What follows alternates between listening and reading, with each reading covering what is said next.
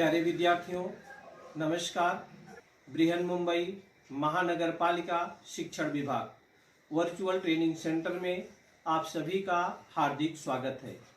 आपका वर्चुअल मार्गदर्शक जयप्रकाश आर मिश्रा। चलिए हम सीखने के लिए तैयार हो जाते हैं। आज हम लोग standard 10th subject science and technology part 2 topic है हरित ऊर्जा की दिशा में टुवार्ड्स ग्रीन एनर्जी।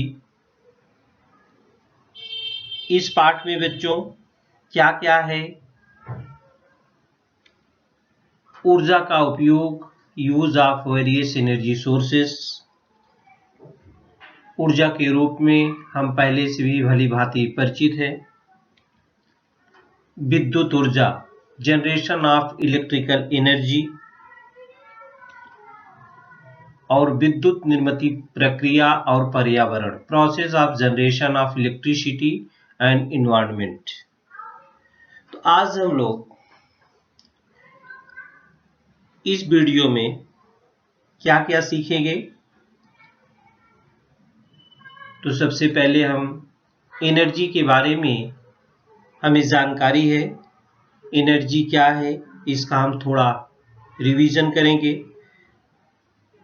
एनर्जी के विभिन्न रूप क्या क्या हैं, उसके फॉर्म कौन कौन से हैं, ऊर्जा और ऊर्जा के उपयोग, विद्युत ऊर्जा की निर्मिति,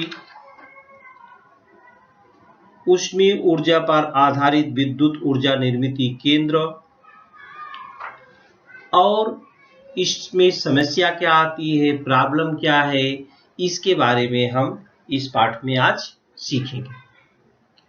तो सबसे पहले हम रिवीजन करते हैं, थोड़ा याद कीजिए। बच्चों, एनर्जी क्या है? What is energy? What is energy? ये सब जानते हैं। हम कुछ भी कार्य करते हैं, कार्य करने के लिए हमें ऊर्जा की आवश्यकता होती है, और हमें वह ऊर्जा कहाँ से मिलती है? भोजन से मिलती है। विभिन्न प्रकार की गाड़ियां हैं जो चलती है, उसको भी ईंधन की जरूरत होती है। ईंधन उनको ऊर्जा देती है। तो बिना ऊर्जा के कोई भी काम नहीं हो सकता है। तो भौतिकी में, फिजिक्स में क्या है? ऊर्जा वस्तुओं का एक गुण है। ऊर्जा क्या है बच्चों? वस्तुओं का एक गुण है। ऊर्जा, एनर्जी, वस्तुओं का एक गुण है जो अन्य वस्तुओं को स्थानांतरित किया जा सकता है। जो अन्य वस्तुओं को स्थानांतरित किया जा सकता है या विभिन्न रूपों में रूपांतरित ट्रांसफॉर्मेशन किया जा सकता है। किसी भी कार्यकर्ता के कार्य करने की क्षमता को ऊर्जा कहते हैं।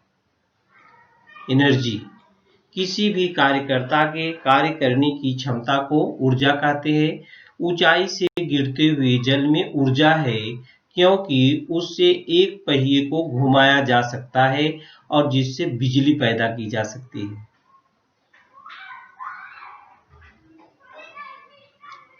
हम आपको आगे बताएंगे। ऊंचाई से गिरते हुए जल में भी ऊर्जा है, क्योंकि उससे एक पहिए को घुमाया जा सकता है और जिससे बिजली पैदा की जा सकती है। ये देखिए ऊर्जा है। ऊर्जा के अन्य प्रकार कौन कौन से हैं, कौन कौन से टाइप होती है ऊर्जा के, आप लोगों ने पढ़ा है। यांत्रिक ऊर्जा, मैकेनिकल एनर्जी, किसी वस्तु या पिंड में उसकी विराम अवस्था से गतिमान होने पर यांत्रिक ऊर्जा बनती है। स्थितिज और गतिज ऊर्जा का योग यांत्रिक ऊर्जा मीन्स मैकेनिकल एनर्जी कहलाती है। उदाहरण के तौर पर किसी मशीन के कार्य करने पर यांत्रिक ऊर्जा पैदा होती है। किसी मशीन के कार्य करने पर, देखिए किसी मशीन के कार्य करने पर यांत्रिक ऊर्जा पैदा होती है, मैकेनिकल एनर्जी। ऊर्जा के प्रकार है पहला। दूसरा जो ऊर्जा के प्रकार है सोलर एनर्जी। सोलर एनर्जी बच्चों क्या है? ऊर्जा का यह रूप सूर्य के प्रकाश से मिलता है। सूर्य के क्या मिलता है? हमें प्रकाश से मिलता है। इसको हम सोलर एनर्जी कहते हैं। ये कभी भी खत्म होने वाला स्रोत नहीं है।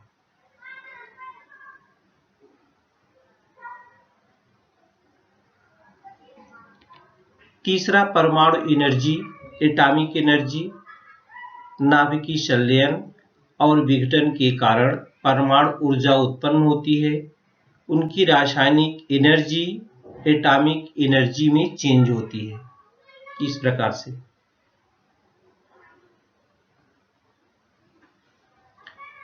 ऊर्जा के और भी प्रकार है। चौथा रूप क्या है?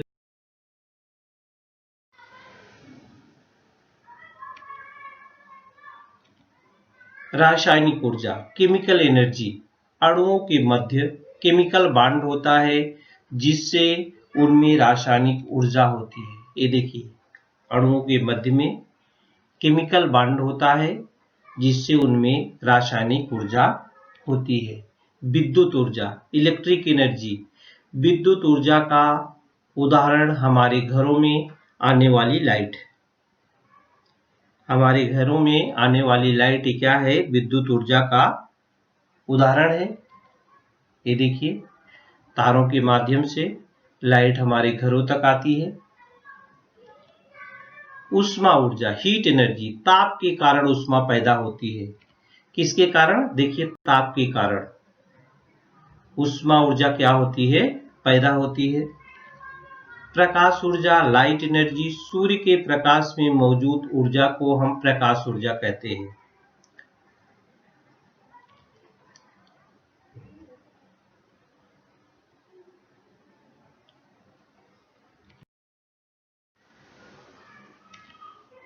ऊर्जा के स्रोत क्या है? Source of energy. ऊर्जा के स्रोत बच्चों, जैसा आप पीछे पढ़े हैं, ऊर्जा के दो स्रोत हैं, एक रिन्यूएबल और दूसरा नॉन रिन्यूएबल। पृथ्वी पर ऊर्जा के दो मुख्य स्रोत हैं। हम लोगों ने पढ़ा है नवीकरणीय स्रोत, जिसको रिन्यूएबल सोर्स बोलते हैं, और दूसरा है नॉन रिन्यूएबल सोर्स, जिसको अनवीनीकरण बोलते हैं। ये दो स्रोत पृथ्वी पर अपने पास है, नवीकरणीय स्रोत और अनवीकरणीय स्रोत। नवीकरणीय स्रोत, रिन्यूएबल सोर्सेज जो होते हैं, ये दुनिया में कभी भी खत्म नहीं होते। ये असीमित है। जैसे कौन कौन सी ऊर्जा आपने पीछे पढ़ा? सूर्य ऊर्जा, बायोमास, पवन ऊर्जा। ये ऊर्जा प्रकृति से कभी भी खत्म होने वाली नहीं है, इसलिए हमें भरसक प्रयास करना चाहिए। आज हमारी टेक्नोलॉजी आगे हो गई है, हम इन्हीं ऊर्जाओं का उपयोग कर रहे हैं, क्योंकि जो अनवीनीकरण ऊर्जा है, नॉन रिन्यूएबल सोर्स, वो प्रकृति में तो पाए जाते हैं, लेकिन उनको बनने में बहुत सारा समय लगता है और वो खत्म हो सकते हैं।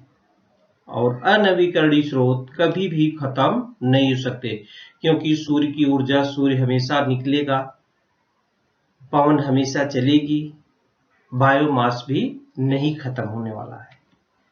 अनवीकरणीय स्रोत दुनिया में सीमित है, इसका नवीनीकरण नहीं हो सकता है। जैसे पेट्रोल है, कोयला है, डीजल है, ये सब आज नहीं तो कल खत्म होने ही वाले हैं। इसलिए हमें नवीकरणीय स्रोत का उपयोग करना चाहिए। और जो अनवीकरणीय स्रोत है, वह पर्यावरण को प्रदूषित भी करते हैं। और जो नवीकरणीय स्रोत है वो पर्यावरण को प्रदूषित भी नहीं करते हैं। तो ये अपने दो स्रोत है, सोर्स ऑफ एनर्जी। तो हमें रिन्यूएबल सोर्स माने नवीकरणीय स्रोत का उपयोग ज्यादा से ज्यादा करना चाहिए। सोलर ऊर्जा का संरक्षण भी जरूरी है। पृथ्वी पर ऊर्जा का मुख्य स्रोत क्या है बच्चों? सूर्य है। पृथ्वी पर ऊर्जा का मुख्य स्रोत क्या है? सूर्य। पृथ्वी पर ऊर्जा का मुख्य स्रोत क्या है? सन है अपना।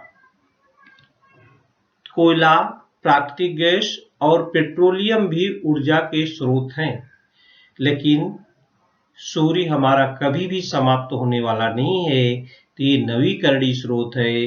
कोयला, प्राकृतिक गैस, पेट्रोलियम ये आज नहीं तो कल क्या है? खत्म हो जाने वाले हैं। इसलिए बच्चों, और हमने कहा पर्यावरण से तालमेल, जो भी अनवीकरणीय स्रोत है सब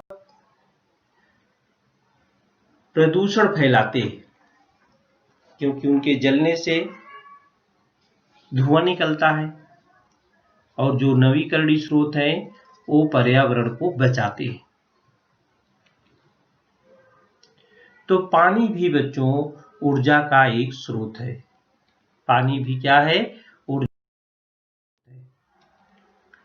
ऊर्जा और ऊर्जा का उपयोग, energy and use of energy.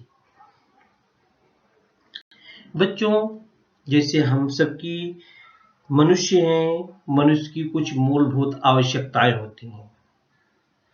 उन मूलभूत आवश्यकताओं में क्या है?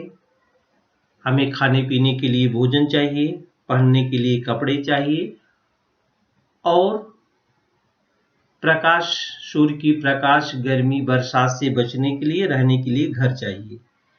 ये मनुष्य की मूलभूत आवश्यकताएं हैं। लेकिन अब उसमें एक मूलभूत आवश्यकता ऊर्जा भी जुड़ गई है। हमारी जो मूलभूत आवश्यकताएं थी, अन्न, वस्त्र और निवास, अब उसमें ऊर्जा का भी समावेश हो गया है।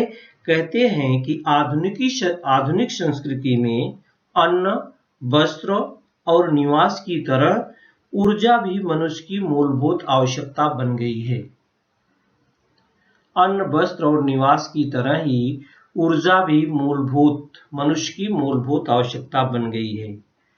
हमें विविध कार्य करने के लिए ऊर्जा के विविध रूपों की आवश्यकता होती है। कुछ स्थानों पर हमें मैकेनिकल एनर्जी की आवश्यकता होती है, कुछ स्थानों पर हमें केमिकल एनर्जी की आवश्यकता होती है, तो कुछ स्थानों पर हमें साउंड एनर्जी की भी आवश्यकता होती है, और कुछ स्थानों पर हमें लाइट एनर्जी की भी आवश्यकता होती है, कहीं कहीं हीट एनर्जी की भी आवश्यकता होती है। तो बच्चों, ये कह लीजिए, ये मूलभूत आवश्यकता में फूड है, क्लॉथ है, और क्या आता है? रहने के लिए शेल्टर है। अब उसमें क्या जुड़ गई है? एनर्जी भी जुड़ गई है। और ये एनर्जी को जो विभिन्न रूप हैं, जैसे हमने बताया, यांत्रिक ऊर्जा है, रासायनिक ऊर्जा है, ध्वनि ऊर्जा है, प्रकाश ऊर्जा है, और ऊष्मीय ऊर्जा है। इन सभी ऊर्जा की आवश्यकता हमें विभिन्न रूपों में होती है, और हम उसको करते हैं। आप सभी जानते हैं, ये देखिए, पोटेंशियल एनर्जी और काइनेटिक एनर्जी दिखाई गई है, जो यांत्रिक ऊर्जा है, माने मैकेनिकल एनर्जी है। मैकेनिकल एनर्जी, ये क्या है? Chemical energy. जैसा कि हम सभी लोग जानते हैं कि ऊर्जा को क्या करते हैं? एक रूप से दूसरे रूप में रूपांतरित करते हैं। मनुष्य को आवश्यक ऊर्जा की विविध रूपों को प्राप्त करने के लिए विभिन्न ऊर्जा स्रोतों का उपयोग करना पड़ता है।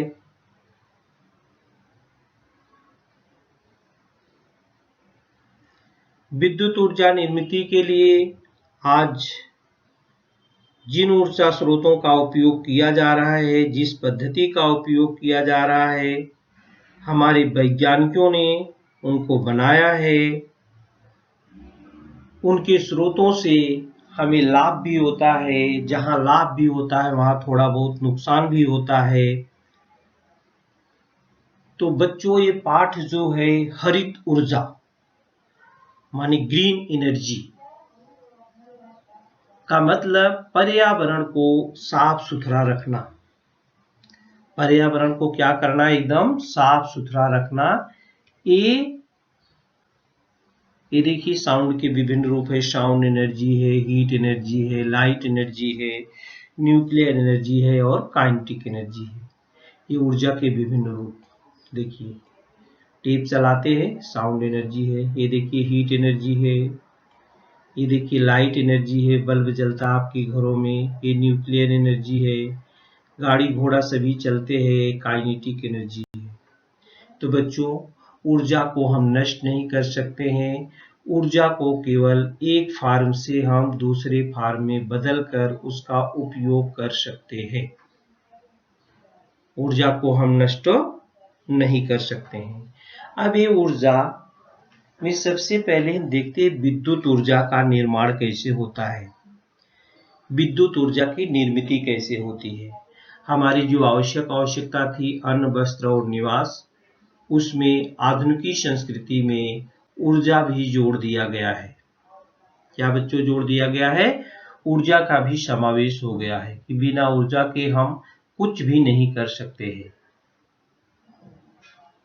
आजकल आप बैंक में जाते हो, किसी भी कल कारखाने में चले जाओ, कोई भी लेन देन करना है, आपका मोबाइल है, अगर उसकी बैटरी डाउन हो गई तो भी क्या होता है, स्विच ऑफ हो जाता, बंद हो जाता है। तो कहने का मतलब एनर्जी जो होती है, हमारी जो आवश्यकताएं थी उसमें क्या हो गई है, शामिल हो गई। Uses of electricity. बच्चों, जैसा आप जानते हैं हमारे घरों में विद्युत का उपयोग कहाँ कहाँ होता है। सबसे पहले तो बल्ब का प्रकाश जो आप पाते हैं रात में, वहां पर उसका उपयोग होता है। जैसे चित्र में हमने दिखाया है, इलेक्ट्रिक का उपयोग। ये बल्ब प्लग में लगा देते हैं तो ये जलने लगता है। ये प्लग है, दिखा गया है। इसके बाद यूज ऑफ इलेक्ट्रिसिटी और डेली लाइफ। देखिए आपके घर में जो भी है इलेक्ट्रिसिटी कहाँ है, लाइट में आती है। लाइट में देखिए लैंप चलता है, इस प्रकार की भी लैंप है, टॉर्च है और ये फ्लड लाइट। और इसका उपयोग आप कहाँ करते हैं, मोशन और पावर में करते हैं। देखिए पे गाड़ियां भी चलती हैं बैटरी की सहायता से। और आपके घर में ओवन है, हेयर कटिंग मशीन है, प्रेस है, आयरन है, रेफ्रिजरेटर है, एयर कंटेनर है। ये सब का उपयोग लाइट से होता है। टीवी आपके घर में है, रेडियो है, पोर्टेबल फोन है, कंप्यूटर है। जितने भी सामान आपके यूज के हैं सब के सब इलेक्ट्रिसिटी से चलने वाले हैं, विद्युत से चलने वाले हैं। इसका मतलब कि मूलभूत आवश्यकताओं में विद्युत का भी समावेश किया गया है। तो बच्चों, हमें ये भी जानना चाहिए कि विद्युत जो हमारे घरों में तारों के माध्यम से पहुंचती है, इसका निर्माण कैसे होता है। इसका निर्माण कैसे होता है। तो विद्युत ऊर्जा की निर्मित एक कॉन्सेप्ट हो, किसके मन में सबसे पहले आया। चलिए हम देखते हैं। विद्युत ऊर्जा की निर्मित, जनरेशन ऑफ इलेक्ट्रिकल एनर्जी। तो बहुत सारे विद्युत निर्मित केंद्र बनाए गए हैं, सेंटर बनाए गए हैं, जहां पर बिजली तैयार की जाती है। और सबसे पहले बच्चों जो कॉन्सेप्ट आया, हमने कहा एक वैज्ञानिक थे माइकल फैराडे। ये वैज्ञानिक है माइकल फैराडे। इनके द्वारा खोज की गई ये किस माध्यम से इलेक्ट्रोमैग्नेटिक इंडक्शन के सिद्धांत का उपयोग उन्होंने बिजली पैदा करने के लिए किया? विद्युत चुंबकीय प्रेरण। विद्युत चुंबकीय प्रेरण इस सिद्धांत के अनुसार विद्युत वाहक तार के आसपास का चुंबकीय क्षेत्र बदलने पर विद्युत वाहक तार में क्या होता है? विभवांतर का निर्माण होता है। तो विद्युत वाहक तार के आसपास का जो मैग्नेटिक फील्ड रहता है वो बदला जा सकता है। यहां पर चुंबक आप देख रहे हैं, इसमें चुंबक के दो उत्तरी ध्रुव और दक्षिणी ध्रुव जो होते हैं NS, ये क्या होता है? अगर विद्युत वाहक तार स्थिर हो और चुंबक, देखिए चुंबक घूम रहा है, तो विद्युत वाहक तार के आसपास का चुंबकीय जो क्षेत्र होता है वो बदल जाता है, अर्थात विद्युत वाहक तार में विभवांतर का निर्माण होता है। इसी सिद्धांत पर विभवांतर के निर्माण होने के सिद्धांत देखिए, मीटर है वोल्टामीटर, उसकी वो सुई जो होती है वो प्रक्षेपित हो रही है। इस सिद्धांत के आधार पर विद्युत निर्मित करने वाले यंत्र को विद्युत जनित यंत्र माने इलेक्ट्रिक जनरेटर कहते हैं। हमारे घरों में जब कोई काम पड़ता है जहां पर बिजली की व्यवस्था नहीं है, कभी कभी बिजली चली जाती है, तो हम जनरेटर का उपयोग करते हैं। जनरेटर क्या करता है? इसी माइकल फैराडे के सिद्धांत पर कार्य करता है और बिजली उत्पन्न करता है। उसको चलाने के लिए ईंधन की आवश्यकता, डीजल पेट्रोल की आवश्यकता होती है, और जनरेटर क्या करता है? बिजली उत्पन्न करता है और हम उसका उपयोग करते हैं। तो बड़े बड़े जनरेटर होते हैं। इन जनित्र के चुंबकों को जो घुमाने के लिए किसका उपयोग किया जाता है बच्चों? टरबाइन का उपयोग किया जाता है। अभी आपने पढ़ा कि जल भी ऊर्जा का एक स्रोत है। तो पानी को रोका जाता है और रोक करके बहुत ऊंचाई पर पानी रोका जाता है, ऊपर से नीचे गिराया जाता है, और जो टरबाइन में ब्लेड लगी होती हैं, हम आगे चित्र आपको दिखाएंगे, उनके ऊपर गिराने से टरबाइन घूमता है, और घूमने जो टरबाइन घूमता है उसको जनरेटर से जोड़ दिया जाता है, और वो बिजली, यहाँ पर हम अपने घर में जो जनरेटर चलाते हैं तो डीजल से चलाते हैं, और वहां पर टरबाइन जो होता है वो भाप पर चलने वाले टरबाइन है, जिसमें कोयले और पानी का उपयोग किया जाता है। और जब भी जनरेटर क्या करता है, जनित्र का चुंबक घूमने लगता है, चुंबक घूमता देखिए, तो बिजली पैदा हो जाती है। बिजली क्या हो जाती है? पैदा हो जाती है। Electromagnetic induction invented by Michael Faraday, ये देखिए चल रहा है इधर।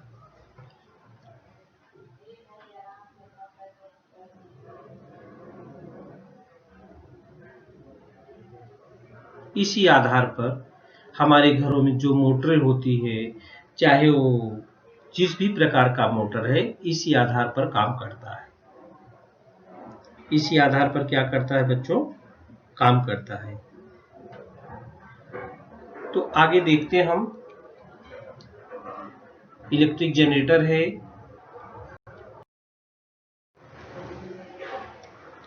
ये देखिए मोटर जो घूमता है इसी सिद्धांत पर। तो इसमें ये देखिए कैसे प्लांट है, ये कोल पावर प्लांट है। यहाँ पर कोयले और पानी से भाप बनती है, ये देखिए भाप, और भाप से ही ये जनित्र घुमाया जाता है।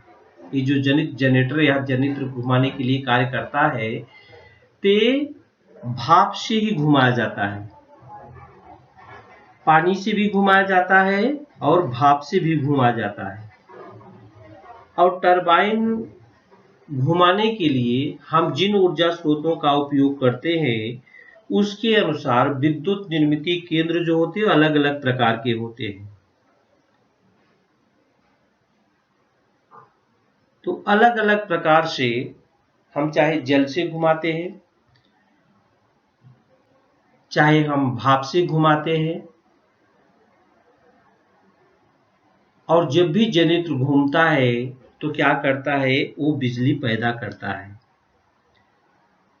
तो प्रत्येक प्रकार में उपयोग में आने वाला जो टरबाइन होता है, सबकी रूपरेखा अलग अलग होती है। आपकी किताब में हमने दूसरा चित्र दिखाया है, आपकी किताब में भी टरबाइन है, उसमें ब्लेडें लगी होती हैं। जैसे यहाँ भी ब्लेड है, ये ब्लेड ही घूम रही है भाप से, तो उसमें भाप से क्या घूमता है, वो पानी गिरता है उस पर, भाप नहीं गिरती उस पर, क्या गिरता है, पानी।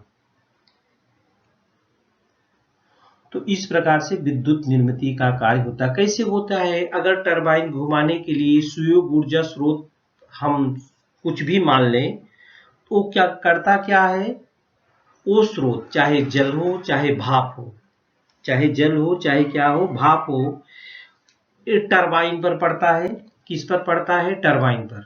देखिए, और टरबाइन क्या करती है बच्चों, जनरेटर को घुमाती है, जनित्र को घुमा देती है। और जनित्र जब घूमता है तो क्या करता है, इधर हम बिजली दिखाए हैं, ये बिजली बन जाती है, विद्युत ऊर्जा बन जाती है। अब टरबाइन को वही घुमाने के लिए आप कुछ भी स्रोत ले सकते हैं, चाहे भाप हो, कोयले पानी से बनता हो, भाप कोयला पानी मिलकर भाप बनता, भाप से घुमाते हैं। और चाहे वो जल गिरा के टरबाइन पर जल गिराते हैं, पानी गिराते हैं ऊपर से घुमाने के लिए।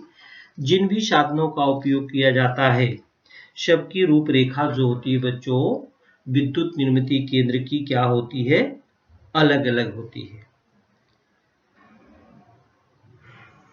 ये तो वाष्प पर चलने वाला इंजन है। और वाष्प पर चलने वाला जो इंजन होता है बच्चों, वाष्प पर चलने वाले टरबाइन का उपयोग हो जाता है। उसमें देखिए हमने बताया कोयला कूलिंग है और स्टीम, माने क्या है इसमें, कोयले के ज्वलन से उत्पन्न ऊष्मीय ऊर्जा का उपयोग बॉयलर में पानी गर्म करने के लिए किया जाता है, और इस पानी का रूपांतरण उच्च तापमान पर और उच्च दाब वाली वाष्प में होता है, और इसी वाष्प की शक्ति से टरबाइन घूम रहा है, और उससे जुड़ा हुआ जनित्र है जो विद्युत ऊर्जा। अब देखिए, वाष्प बनाने के लिए पानी चाहिए बच्चों, तो कितना पानी चाहिए उसका भी हम टेक्निक करते हैं, टेक्निकल से। वो ईंधन जो कोयला होता है,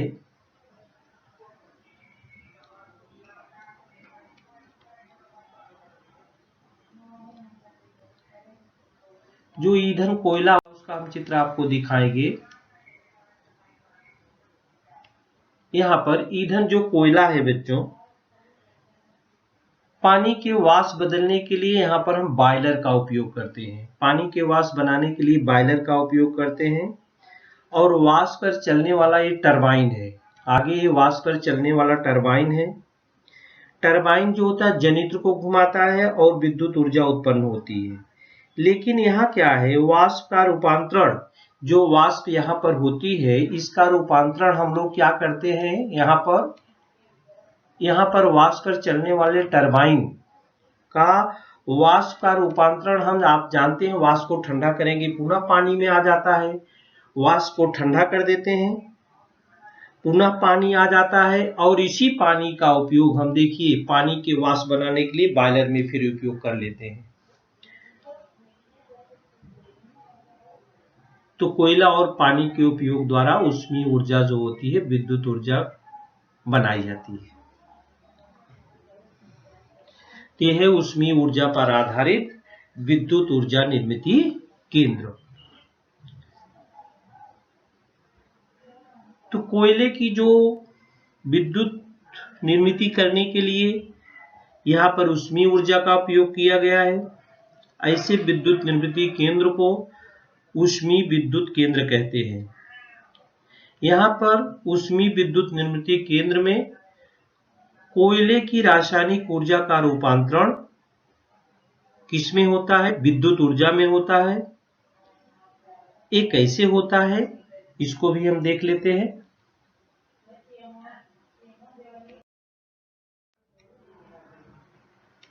ये देखिए विद्युत निर्मिती की करने के लिए यहाँ ऊष्मीय ऊर्जा का उपयोग होता है। ऐसे विद्युत निर्मित केंद्र को ऊष्मीय विद्युत केंद्र कहते हैं। कोयले की रासायनिक ऊर्जा, ये देखिए, ये ऊष्मीय ऊर्जा में बदलती है। ऊष्मीय ऊर्जा वाष्प की गतिज ऊर्जा में बदलती है, और ये टरबाइन की गतिज ऊर्जा क्या करती है, विद्युत ऊर्जा में टरबाइन की गतिज ऊर्जा क्या करती है, विद्युत ऊर्जा पैदा कर देती है।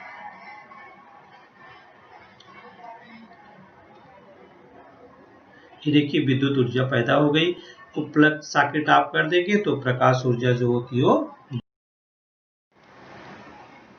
ये थर्मल पावर प्लांट, ये देखिए थर्मल पावर प्लांट जो कोयला और बिजली से बनाए जाते हैं। ऊष्मीय विद्युत निर्मित केंद्र की रूपरेखा, इस प्रकार की रूपरेखा होती है। ये देखिए हमने चलते हुए दिखाया है कैसे बिजली बन के तैयार हो जा रही है, चली जा रही है। तो बच्चों बहुत किसी भी विद्युत उपकरण केंद्र पर आप जाकर इसको देख भी सकते हैं।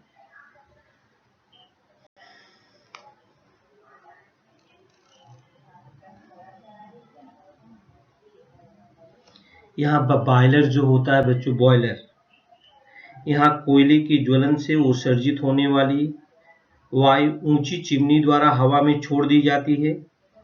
तप्त और उच्च दाब वाली वाष्प से टरबाइन घुमाने के बाद उस वाष्प का तापमान व दाब कम हो जाता है।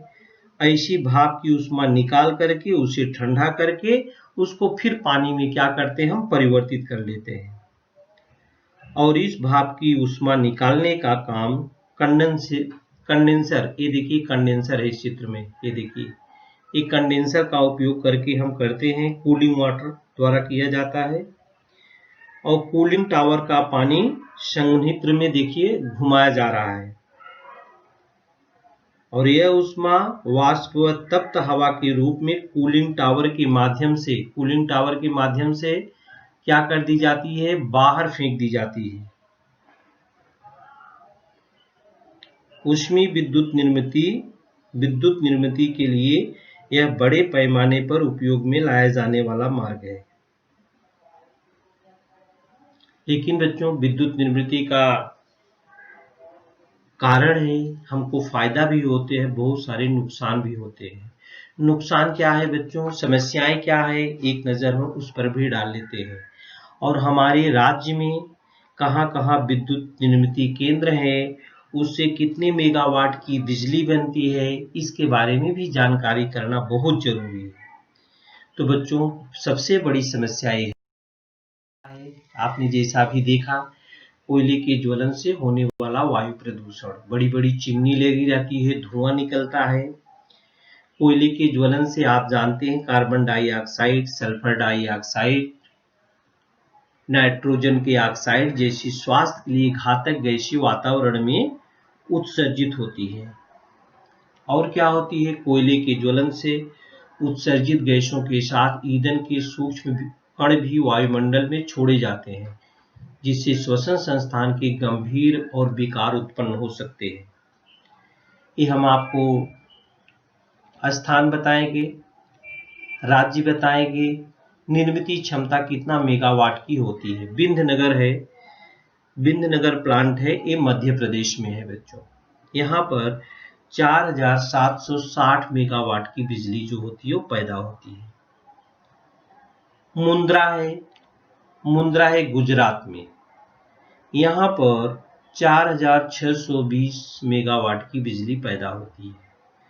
एक प्लांट मुंद्रा गुजरात में दूसरा भी है जहां पर 4000 मेगावाट की बिजली पैदा होती है।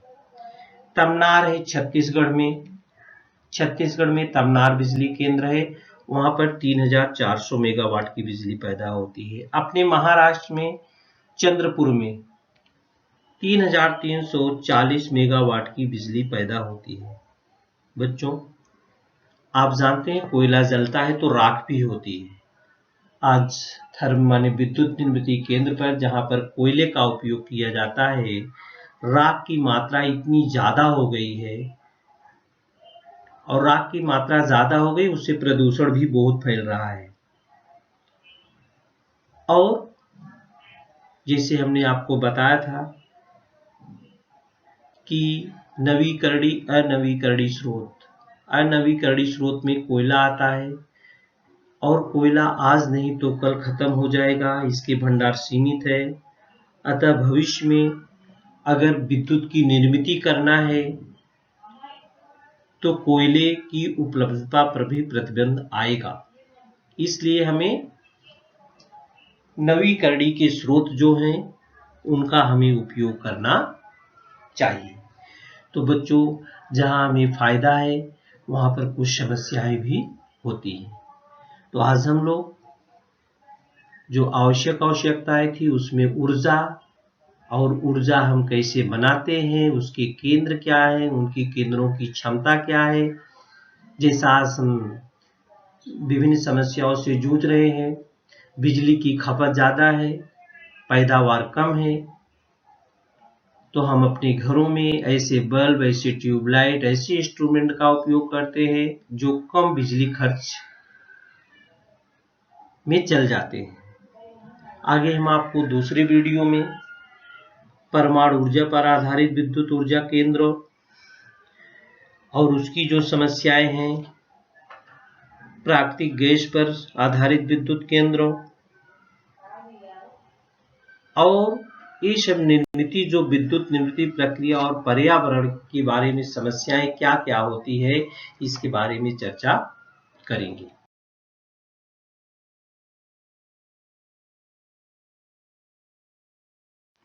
प्यारे विद्यार्थियों, हमने जो आज सीखा, हमें पूर्ण विश्वास है आप उसको अच्छी तरह से सीख चुके हैं और उसका आप अच्छी तरह से अभ्यास भी करेंगे। आज के लिए इतना ही। धन्यवाद।